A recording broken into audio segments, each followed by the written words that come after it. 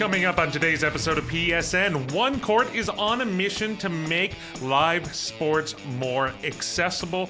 We speak with co-founder Antyush, Bollini, and program manager Bree Fraser to learn more about it. Let's get started. Welcome to Parasport Nation with Alex Smyth and Nathan Clement. Welcome into another episode of PSN. I'm Alex Smyth, and as always, joined by co-host Nathan Clement. Nathan, I always enjoy these types of episodes. We got something so unique. It blends sports, accessibility, and it's something that we, up until recently, had never even heard of before, but I'm super excited about it. What about you? Oh, I'm absolutely thrilled to have companies and have people like who we're about to speak with today just really trailblazing and giving opportunities for more audiences to really enjoy sport, get invested, and really follow the teams, the players, and just what they love is so special. And I cannot wait for everyone to listen and hear this interview today. Yeah, well, let's waste no more time because OneCourt has been described as braille for sports. It is on a mission to make sports accessible for blind and partially sighted spectators, viewers, whatever you want to say. How are they doing that, though? Let's find out. Let's welcome Ian, Antyush, Bollini, and program manager Bree Fraser. Antyush and Bree, thank you so much for chatting with us today. Excited to be here. Yeah, ditto. So, Antyush, I'll start with you. Where did the idea for OneCourt come from? Yeah, so my co-founder, Jared, started OneCourt in September 2021, and he saw a video that has honestly gone pretty viral. Many of you may have seen it. It's a video of a deaf-blind fan at a soccer game with a sighted companion, and the companion watches the game and then moves his hands around on a tactile game board.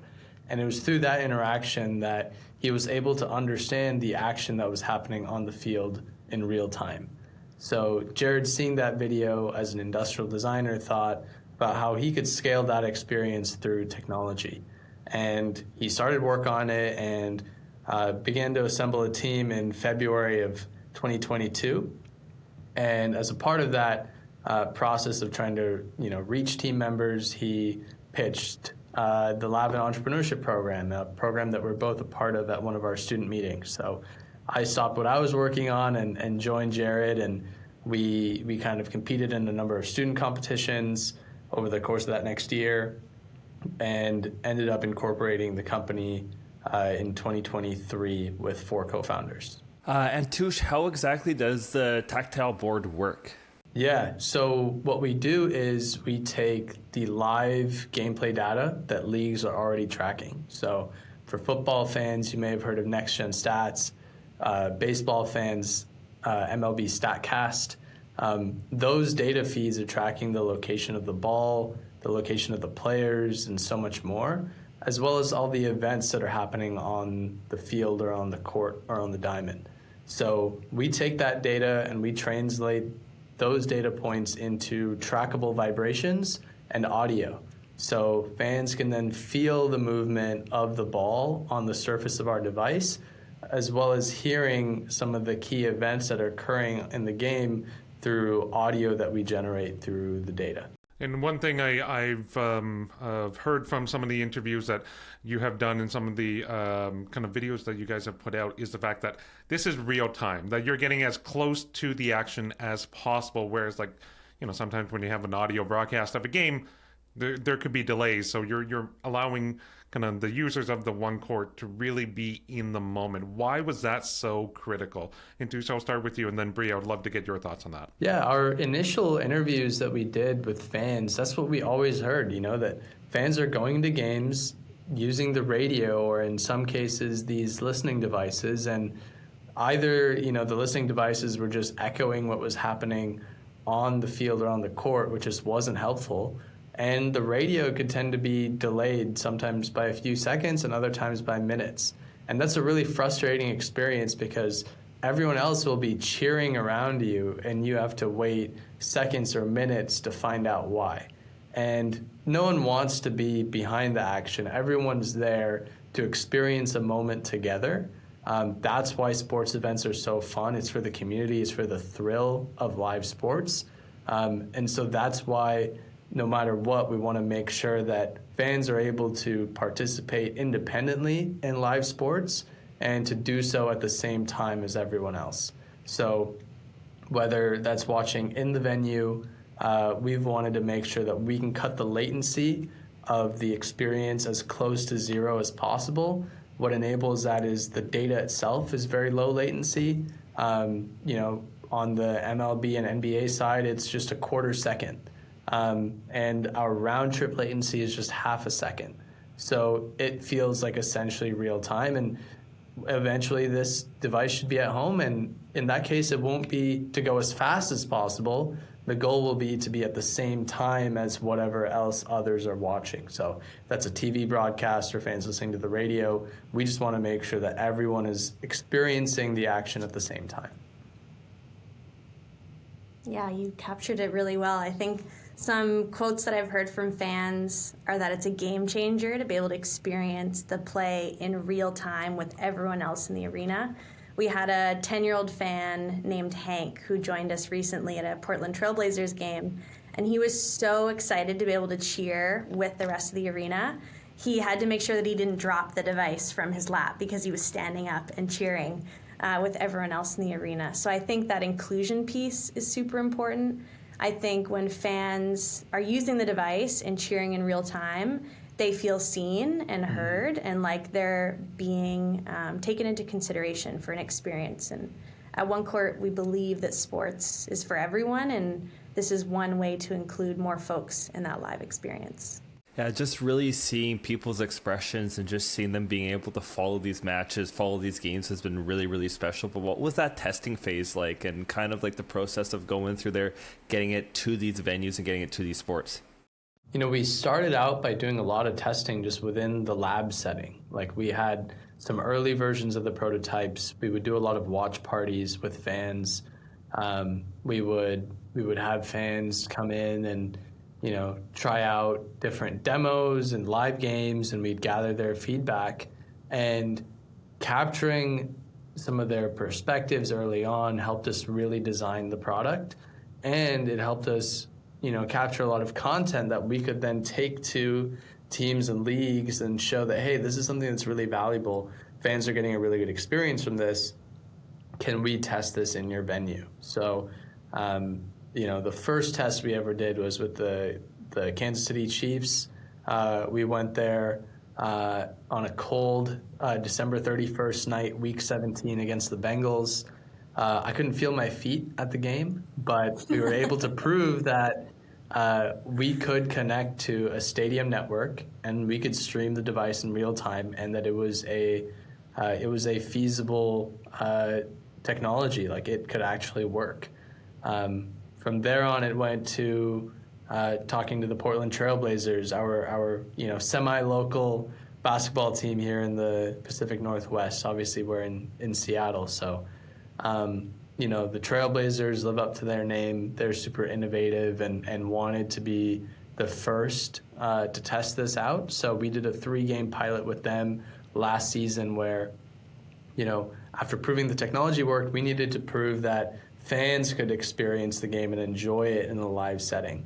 So we brought in, students from the Washington State School for the Blind in Vancouver, Washington, which is pretty close to Portland, and we found that, regardless of age and experience of the sport, with students as young as 8 years old all the way up to 18-year-old students, they had a great time with the device and were able to participate. So I think it was all about taking a staged approach that first we need to prove the technology, then you have to prove the experience, and then, on the business side to investors and partners, proving that there is money to be made there. Yeah, no, and that's a very good point, because it can be a great device, it can be really effective, but if it's not a viable one, then you can't, if you don't have those partnerships in place, that can really limit the opportunity to growth and to actually serve the community that you're trying to serve. I'm curious, with this device as well, like Can you talk a bit about some of the iterations that you've gone to and how, like, from when you kind of first prototyped this device to where it is now, and like how there's different interfaces for the different sports that you in different venues that you're at, and kind of give a bit of information around that? Yeah, I can walk through some of our early prototyping journeys, and then I'll pass it off to Bree to talk a bit about the different sports and what the interfaces kind of enable. So to start off on the prototyping journey, the very first prototype we had was actually for tennis. And it wasn't the device that we have today by any means. It was a bunch of wires like spaghetti connected to about a row of 4 or 6 motors. 2 of them didn't even work. And essentially what we prototyped was we watched a tennis point, a back and forth point, and we just had the motors vibrate every time the ball was hit and when it was bounced. And it would just go up and down the line with varying intensities and vibrations.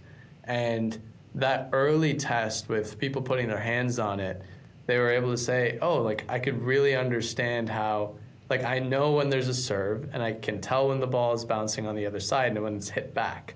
So that was an early signal to us, this could be an intuitive way of watching sports, but we need to do more testing. So then we built a larger grid, and we did an end-to-end test where we had a webcam where we had a tennis ball, and we'd move the tennis ball around on the webcam, and then on this little prototype, you would be able to feel where on the device the ball was relative to the screen. And we tested that with Vic, a blind student at UW, who put his hands on it and very quickly was able to call out the location of the ball within that square device. So that proved to us that, not only is touch fun or intuitive way of experiencing sports, but it's really good at showing the spatial movement of games, right? We can show movement really quickly, and it's something that people can pick up on really fast, because we always used to say touch is not a language that you have to learn. It's something that you already know. So that's essentially the initial testing that we did. That's how we identified that touch was a direction that we wanted to move in. And from there, it was just about refining the product repeatedly and trying to build it for different sports. But I'll pass it off to Bree now to add on. Mm-hmm. Yeah, so our Pilot 1 device that was with the Portland Trailblazers last April, that version had the ability to swap interfaces, which is a fantastic option. So one device can support many sports. So we have the interface is made out of a silicone layer, and it has a raised outline on the surface for different fields of play. So a basketball court is going to feel different than, say, a football grid, and our football interface has braille to help with the different yard lines. So fans can feel where they are in relation to the yard lines. A really fun one that we developed is baseball. Baseball is the first sport where we show 2 different views. So in a fan's left hand, they'll feel the baseball diamond. So they can feel the different bases, the infield and the outfield to know where that ball is going and play. But on their right hand, we actually have the strike zone. And so that gives details on where the pitch is coming in relation to the batter. And gives details such as if it's a ball or a strike, and actually gives more detailed information than a sighted fan would be able to decipher on their own, which enables some really fun heckling of the umpires when you feel that it's a ball, but it was called otherwise. And baseball is actually the only sport right now where we show not only the ball position, but the player position too. So once that ball is hit, you can feel the players running from the bases as they hit home plate. So those are the different sports right now that we're developing. We also have soccer in the works, which has been really fun, and moving towards hockey, which we've had a lot of demand across the U.S. and more abroad to be bringing it to the NHL as well. It sounds really amazing, and you mentioned soccer and hockey there, but is there any sports that you maybe have not looked at yet that you would be like dreaming of potentially like having a part of that system or part of the OneCourt? Yeah, I think there's been a lot of demand for sports like goalball, for example, which is a great adaptive sport for the blind community. I think a limiting factor for us right now is access to data. A lot of the leagues that we're working with right now have really rich data that we can translate onto the device, but I think we don't want that to be a limiting factor to expand into other sports. I think there's a lot of opportunity at the grassroots level, whether it's community matches for friends or family to be able to cheer on their kids or their friends. So thinking about other ways that we can access that data or translate that data so that it's not just the major leagues, but it's for everyone to be able to enjoy. And I'm curious for both of you, like, what do you view the end goal of OneCourt being? And Antyush, we'll start with you, and then Bree will go to you after. Yeah, I think that, first and foremost, this needs to be in every venue. I think, we've proved that it's a great experience and that it works, at least for the sports that we've attempted to do so far. So it needs to be a part of all of those professional venues to start. And then we also want this to be available at home. Most fans, like myself, watch live sports at home.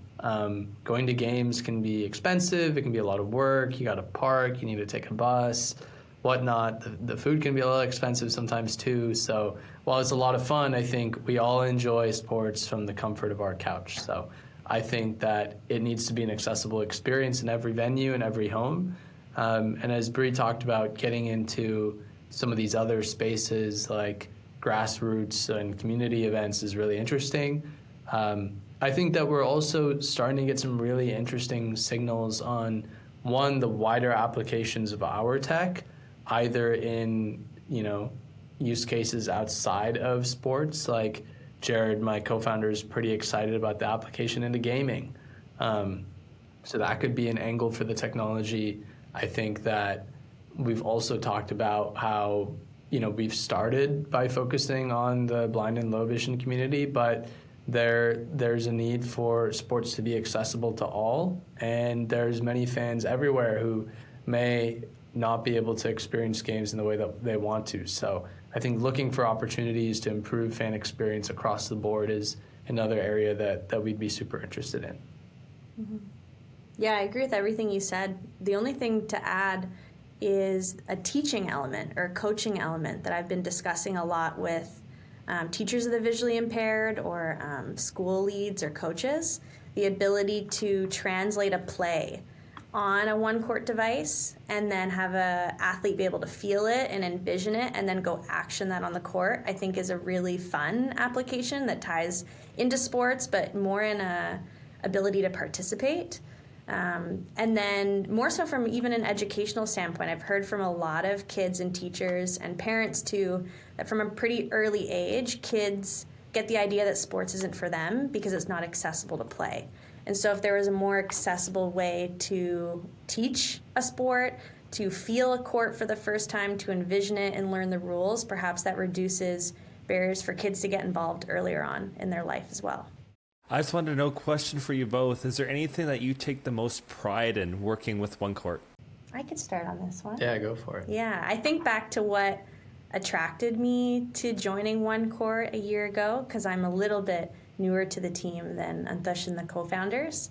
I was really drawn to how ingrained the community was in creating this product and the solutions that are coming forward. I think when you listen to videos on our website or hear about our design process, at every stage there's been involvement from the community and support from the community on what we're building, from as simple as like how the buttons should feel on this P2 version that's currently in arenas, all the way to what audio bytes are happening or what a touchdown should feel like on the device. I think that has always been grounded in community, and I think especially in my role, I get to chat with community members on a weekly basis and hear their thoughts and perspectives, and that's really valued from our team and incorporated into our day-to-day work. So I think that's what makes me the proudest to be here. That's awesome. I think there's a lot of things to be proud of. I mean, there's the impact on fans, there's the cool events that we get to go to. Like, I was just at NBA All-Star Week, which is a lot of fun. There's the process of creating something new. I think that's always people always want to leave their mark somehow. But if I really had to boil it down into one thing, I think it's that there's a sentiment out there, and I think it's changing, but it's that, you can't build a successful business and do something that's good for people, right? Like, you can't have social impact and make a lot of money in the process. Like, people always maybe early on assumed that we were a nonprofit.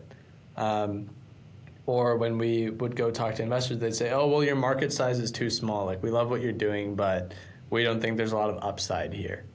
And I think that we are proving and will eventually prove that, like, you can have both. Like, you can have viability, like you mentioned, Alex, but you can also have something that drives a lot of social impact. So I think if I had to boil it down into that one thing, it's that we are trying to prove that you can do both things, and I think OneCourt is on our way of proving that, and we already are. Absolutely, and if the buy-in from all the major sports leagues already is any indication, there's nothing but success in your guys' future.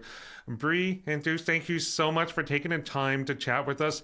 We really enjoy this. We're excited to continue to follow along with your journey down the road, and we'll keep in touch and stay connected down the road. Thank you so much. Thanks, Alex. Thanks, Nathan. Yeah, thank you both.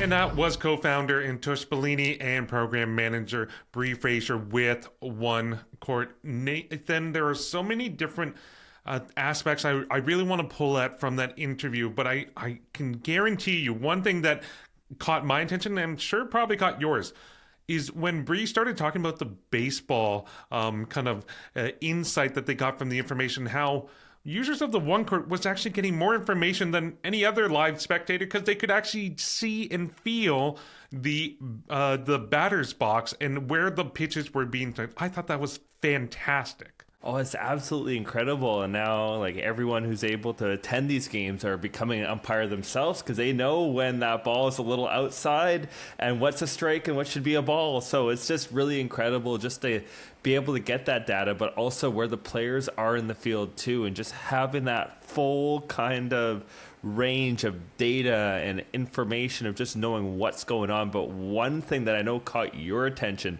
and caught mine as well is just that training feedback and that coaching feedback that could be presented with a program and with something like OneCourt. Yeah, because you think so many different sports, they would use like a whiteboard with dry erase markers or something to draw up a play.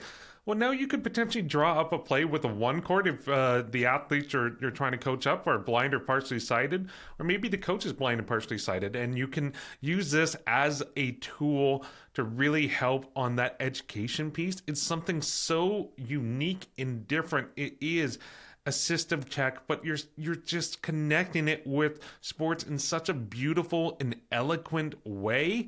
I don't think I've ever seen something that is so specific, but so adaptable in these different uses. So that really excites me, especially when you get into maybe some sports academies or maybe in those training development programs, especially for, para sports, maybe even something like a goal ball where you have visually impaired or partially sighted or blind players.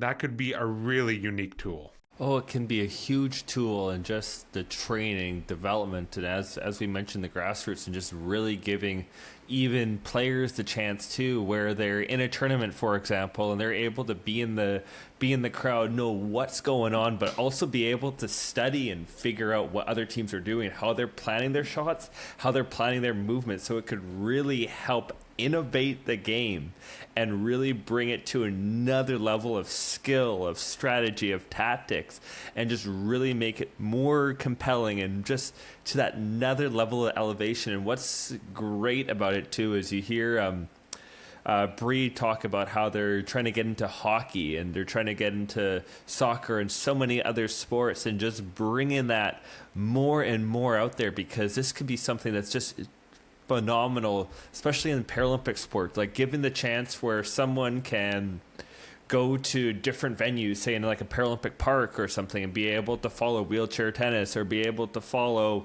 as we mentioned, goalball or other sports, and just know what's going on there. And it really feels that this is something that has such untouched potential that can just completely revolutionize the way we see sport for the partially sighted, but also for people who have sight, and it can just really find new technology and new ways to really just expand and just explore new possibilities in sport.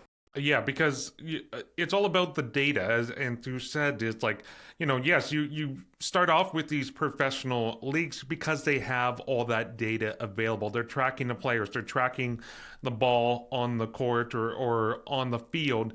So they're already getting the biggest challenge is already taken care of, how you extract the data. Now they just translate and put it onto a tactile device. Like it's relatively simple when it comes to that regard, but it's getting that data in the first place. Unfortunately, we talk parasports. Well, they're not anywhere near that stage of data collection, real time kind of gathering of that information. But I feel like it could be done relatively easily. You just get kind of minor trackers on each of the players. You get a tracker on the ball or kind of whatever the central focal point, depending on what the sport is, whether it's a puck, what have you.